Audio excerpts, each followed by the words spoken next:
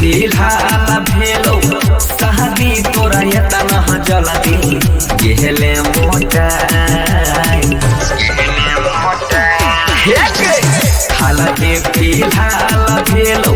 शादी तोरा एतना जल्दी गेले मोटाई गे छौड़ी गेला मोटाई पहिले लाह गई रोही मालया बतू लाह गई छी माई पहिले